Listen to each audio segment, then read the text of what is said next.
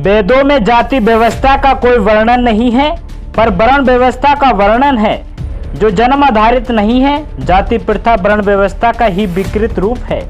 उन्होंने कहा कि हमारे समाज में ये काफ़ी प्रचलित है कि ब्राह्मण ब्रह्मा जी के मुख से, क्षत्रिय बाजू से, वैश्य जांघ से तथा शूद्र पैर से जन्म लेता है, पर मुझे आज तक मुख, बाजू, जांघ और पैर से जन्मा कोई व्यक्ति नहीं मिला है। यजुर्वेद के अध्याय 31 के पुरुष सूक्त का 10वां मंत्र है, मुख कौन है, हाथ कौन है, जांघ कौन है और पैर कौन है। 11वें मंत्र में जवाब मिलता है कि ब्राह्मण मुख है, क्षत्रिय हाथ है, वैश्य जांघ है तथा शूद्र पैर है। इसके अगले मंत्र में शरीर के अन्य भाग जैसे मन, आँख इत्यादि का वर्णन है। ये मंत्र 4 वर्णों के सामाजिक रचना का अप्रीतम अलंकारिक वर्णन करती है।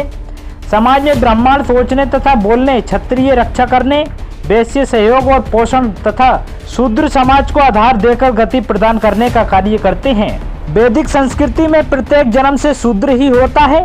वैदिक ज्ञान आधारित शिक्षा पूर्ण करके योग्य बनना दूसरा जन्म माना जाता है।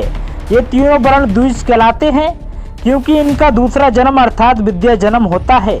जो व्यक्ति वेदों के ज्ञान को प्राप्त करने से वंचित रह जाता है वही शूद्र है। यद्यपि वेदों में शूद्रों को यथोचित आदर दिया जाता है ताकि सामाजिक व्यवस्था न बिगड़े। वहीं वरिष्ठ पत्रकार दिलीप मंडल जी ने फेसबुक पर पोस्ट करते हुए लिखा है कि हिंदू कहता है कि वेद में जाति नहीं है, मुसलमान कहता है कुरान में नहीं है, ईसाई कहता है बाइबल में नहीं है, सिख कहता है गुरु ग्रंथ साहिब में नहीं है। अपनी किताबें रखो अपने पास, ये बताओ कि तुम जातिवाद करते हो कि नहीं। सफाई में तीनों कहते हैं मंदिर, मस्जिद और चर्च में कहाँ है जातिवाद। सभी आते हैं, सभी साथ खा लेते हैं, हम तो एक दूसरे को छूते भी हैं, मिलकर बेवकूफ़ बना रहे हैं।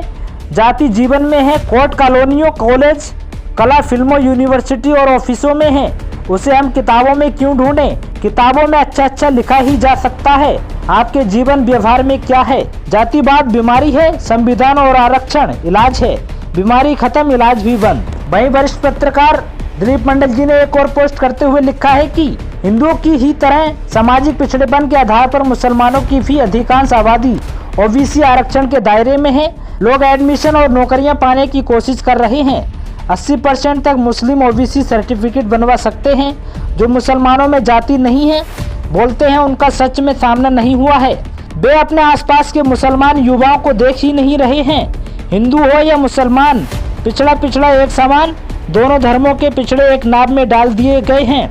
आरक्षण जाएगा तो दोनों का ही जाएगा। तो दोस्तों, आरक्षण दोनों का जाएगा या नहीं, आप भी कमेंट करके जरूर बताएं। वीडियो को लाइक करें, शेयर करें। शुक्रिया, नमस्कार।